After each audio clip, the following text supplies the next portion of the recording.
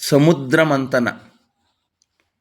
ದೇವತೆಗಳು ದೂರ್ವಾಸರ ಶಾಪ ವಿಮೋಚನೆಗಾಗಿ ಮತ್ತು ಅಮರರಾಗಲು ಬಯಸುತ್ತಾರೆ. ಅದಕ್ಕಾಗಿ ಮಹಾವಿಷ್ಣುವಿನ ಬಳಿ ಹೋಗುತ್ತಾರೆ. ತಮ್ಮ ಆಸೆಯನ್ನು ಮಹಾವಿಷ್ಣುವಿನ ಬಳಿ ತಿಳಿಸುತ್ತಾರೆ. ಆಗ ಮಹಾವಿಷ್ಣು ದೇವರು ಅಮೃತವನ್ನು ಸೇವಿಸಲು ತಿಳಿಸುತ್ತಾರೆ. ಅಮೃತಕ್ಕಾಗಿ ಕ್ಷೀರಸಾಗರ ಮಥನ ಮಾಡಲು ತಿಳಿಸುತ್ತಾರೆ. ಇದಕ್ಕಾಗಿ ದೇವತೆಗಳು ಅಸುರರನ್ನು ತಮ್ಮ ಜೊತೆಗೆ ಸೇರಿಸಿಕೊಂಡು ಸಮುದ್ರ ಮಂಥನ ಮಾಡಲು ಪ್ರಾರಂಭಿಸಲು ಮಂದರ ಪರ್ವತವನ್ನು ಕಡೆಗೋಲಾಗಿಸಿಕೊಂಡು ನಾಗಲೋಕದ ನಾಗರಾಜ ವಾಸುಕಿಯನ್ನು ಹಗ್ಗವಾಗಿಸಿಕೊಂಡು ರಾಕ್ಷಸರು ವಾಸುಕಿಯ ಎಡೆಯನ್ನೂ ದೇವತೆಗಳು ವಾಸುಕಿಯ ಬಾಲವನ್ನೂ ಹಿಡಿದು ಸಮುದ್ರ ಮಥನ ಮಾಡಲಾರಂಭಿಸಿದರು. ಹೀಗಿರುವಾಗ ವಾಸುಕಿಯು ಕಾರ್ಕೋಟಕ ವಿಷವನ್ನು ಕಕ್ಕಿತು. ಈ ವಿಷವು ಇಡೀ ಭೂಮಂಡಲವನ್ನೇ ಸುಡಲಾರಂಭಿಸಿತು. ಇದರಿಂದ ಭೀತಿಗೊಂಡ ದೇವದಾನವರು ಕೈಲಾಸದಲ್ಲಿದ್ದ ಭೋಲೆನಾಥ ಪರಶಿವನ ಬಳಿ ತೆರಳಿದರು. ಈ ಸಂಕಷ್ಟವನ್ನು ಪಾರು ಮಾಡೆಂದು ಬೇಡಿದರು.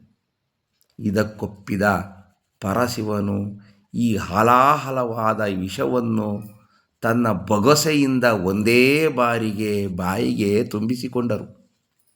ಇದರಿಂದ ಭಯಗೊಂಡ ಭೋಲೆನಾಥನ ಪತ್ನಿ ಪಾರ್ವತಾದೇವಿಯು ಪರಶಿವನ ಕಂಠವನ್ನು ಬಿಗಿದಪ್ಪಿದರು. ಇದರಿಂದ ವಿಷವು ಶಿವನ ಕಂಠದಲ್ಲಿ ನಿಂತಿತು.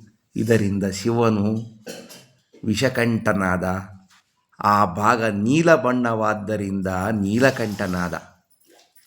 ನಂತರ ಸಮುದ್ರ ಮಂಥನ ಮುಂದುವರಿಯಿತು. ಆಗ ಕಡೆಗೋಲಾಗಿದ್ದ ಮಂದರ ಪರ್ವತ ಕಳಚಿ ಸಮುದ್ರದ ತಡೆ ಸೇರಿತು. ಇದರಿಂದ ಭೀತಿಗೊಂಡ ದೇವದಾನವರು ಮಹಾವಿಷ್ಣುವಿನ ಮೊರೆ ಹೊಕ್ಕರು. ಮಹಾವಿಷ್ಣುವು ಕೂರ್ಮಾವತಾರ ಧರಿಸಿ ಸಮುದ್ರದ ತಳದಲ್ಲಿದ್ದ ಮಂದರ ಪರ್ವತವನ್ನು ಮೇಲೆತ್ತಿಕೊಟ್ಟರು. ಸಮುದ್ರ ಮಂಥನ ಮುಂದುವರಿಯಿತು. ಆಗ ಕಲ್ಪವೃಕ್ಷ ಉದ್ಭವಿಸಿತು. ಇದನ್ನು ದೇವತೆಗಳು ಸ್ವೀಕರಿಸಿದರು. ಕಾಮಧೇನು ಬಂದಿತು. ಇದನ್ನು ದೇವತೆಗಳು ತಮ್ಮ ಲೋಕಕ್ಕೆ ಕರೆದೊಯ್ದರು. ನಂತರ ಐರಾವತ ಬಂದಿತು. ಇದನ್ನು ಇಂದ್ರ ತನ್ನ ಲೋಕಕ್ಕೆ ಒಯ್ದರು.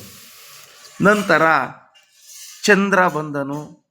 ಇದನ್ನು ಪರಶಿವ ತನ್ನ ಜಟೆಯಲ್ಲಿ ಧರಿಸಿದರು.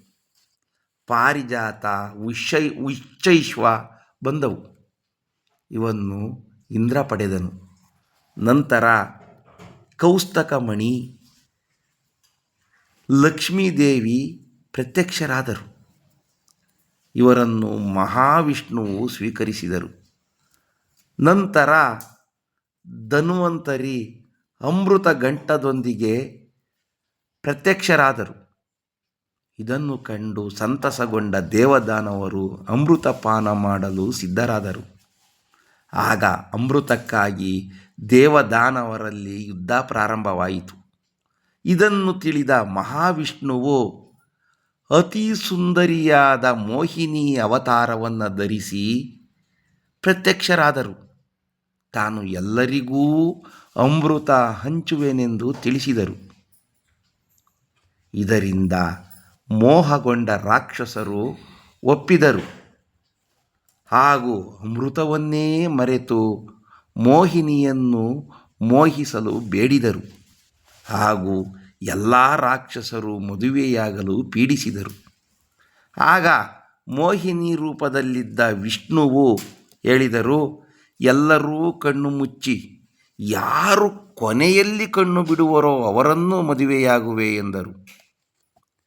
ಇದರಿಂದ ಮೋಹಗೊಂಡ ರಾಕ್ಷಸರೆಲ್ಲರೂ ಕಣ್ಣು ಮುಚ್ಚಿ ಕುಳಿತರು. ಮೋಹಿನಿಯು ದೇವತೆಗಳಿಗೆ ಅಮೃತ ಪಾನ ಮಾಡಿಸುತ್ತಿರುವಾಗ ಅನುಮಾನಗೊಂಡ ಸುರಭಾನು ಎಂಬ ರಾಕ್ಷಸನು ಕಣ್ಣು ತೆರೆದು ನೋಡಿದನು. ಇದೆಲ್ಲ ದೇವತೆಗಳ ಸಂಚೆಂದು ತಿಳಿದು ಸುರಭಾನು ರಾಕ್ಷಸನು ದೇವತೆಯ ವೇಷ ಧರಿಸಿ ದೇವತೆಗಳ ಪಕ್ಕದಲ್ಲಿ ಕುಳಿತುಕೊಂಡನು.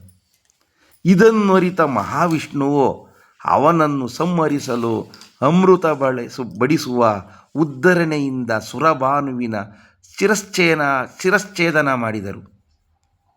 ಆ ಸಮಯದಲ್ಲಿ ಉದ್ಧರಣೆಯಿಂದ ಒಂದು ಹನಿ ಅಮೃತ ರಾಕ್ಷಸನ ಬಾಯಿಗೆ ಬಿದ್ದಿತು.